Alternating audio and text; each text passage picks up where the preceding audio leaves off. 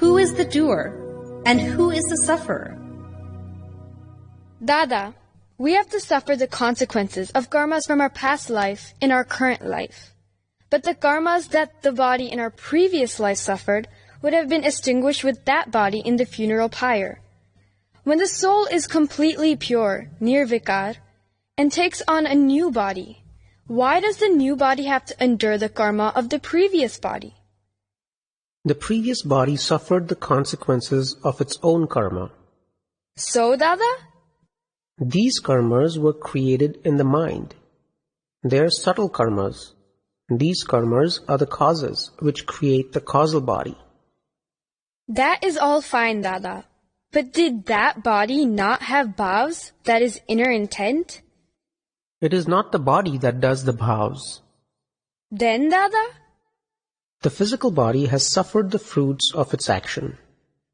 It experienced suffering when it received 2 slaps, but that which has already been in the planning is coming into visible action now. The slaps received is an effect. The cause for this effect was planned in the past life. Yes, but who did the planning? Was it not the previous body that did the planning? The body has nothing to do with it. It is all the doing of the ego. Of this life. In this life? Dada, do we suffer the consequences of all these karmas in just this lifetime, or will we have to suffer them in the next lifetime as well? The karmas from the previous life were in the form of a plan, as though designed on a piece of paper. Now, when it materializes and comes into fruition, it is called prarabdha or fate. It may take so many years for it to mature, perhaps 50, 75, even 100 years. So karmas that were bound in the previous life may take numerous years before they come into fruition. People generally think that karmas are being bound when they are actually in the process of coming into fruition or discharging. If you slap someone, people would say that you have bound karma. If you were to ask them what karma you bound, they will tell you that it was the karma from the act of slapping. Now, there is no doubt that the person you slapped is going to react. He may not react straight away, but later on, when he gets the chance, he will take his revenge. People will then say, you finally received payment of your karma for slapping him. That is called suffering the consequences here and now. But you have to agree with what they say and tell them that they are correct, even though they will not be able to tell you the reason behind why the other person received the slap. They will not be able to find the reason either. They will insist that you are the one who did it, whereas it is the fruition of one's karma that makes a person do things. It is the effect of previously created causes that makes you do things. So the slap is the fruit of karma, that is, effect, and not the cause of karma itself, true? Yes, it is the fruit of karma. It is your unfolding karma that makes you slap him. What if the person you slap requests you to slap him again? You will not do it. There was a reason for the first slap. You both had a pending karmic account with one another, which ends there. Nothing happens outside the realm of both your accounts.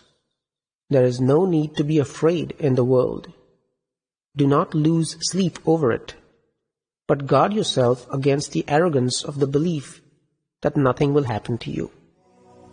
Karma effects, worldly view and Jnani's view. It is said that whatever has to be suffered here in this life. What is wrong with that? Yes, but that is what the world believes. What is the reality in this? If a person binds karma of pride through ego in his previous life, then in this life, when all the buildings are being constructed, he will become unduly proud and say, "Look at my buildings, they are better than the others."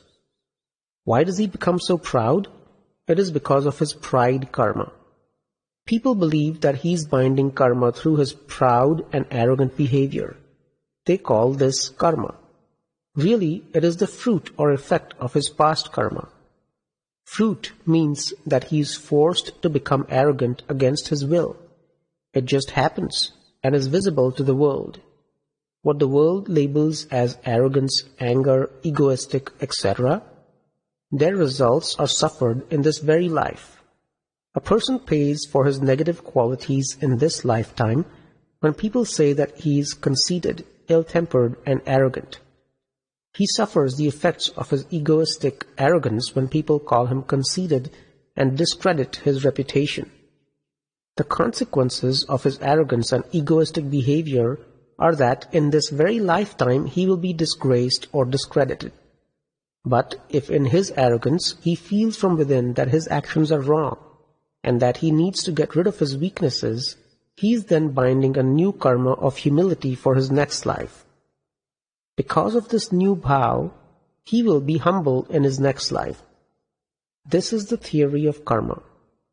If your bhav changes while you are doing something wrong, then you will bind a new karma based on your new bhav. But if you rejoice over doing something wrong, then you will bind a new and stronger karma, the consequences of which you will have to suffer. It is worth understanding this whole science. This science of the Vitrags is very mysterious. In this life or the next? Will one experience the consequences of karmas created in this life in the next life?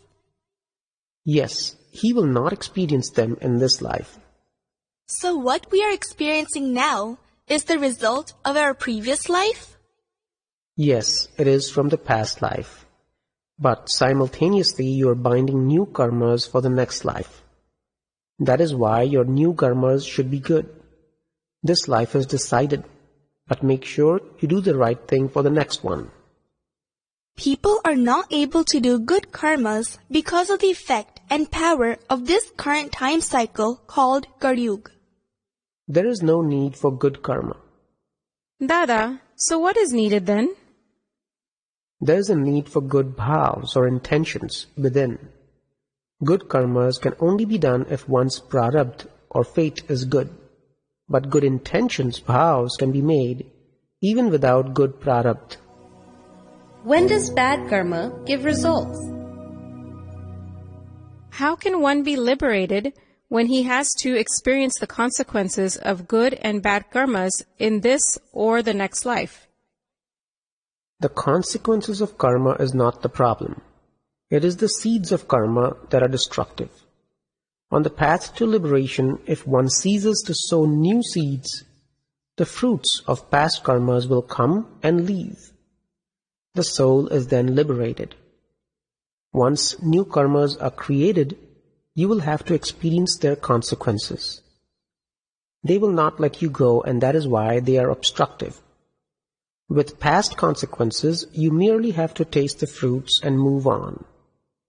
Dada, you said that one would have to experience even the smallest of karmas if created. Yes, you have no choice but to suffer them. There is no way out.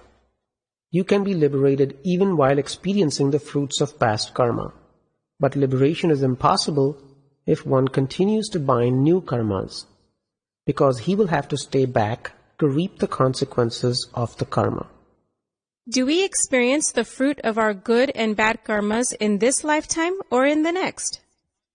The consequences of karmas that are visible, for example, when a person steals, cheats, and betrays others, are suffered in this life. While suffering them, the internal intent of attachment and abhorrence is the seed for new karmas, which will have to be suffered in the next life. Dada Bhagwan na asim jai jaikar ho. Dada Bhagwan na asim jai jaikar ho. Dada Bhagwan na asim jai jaikar ho. Dada Bhagwan na asim jai jaikar ho.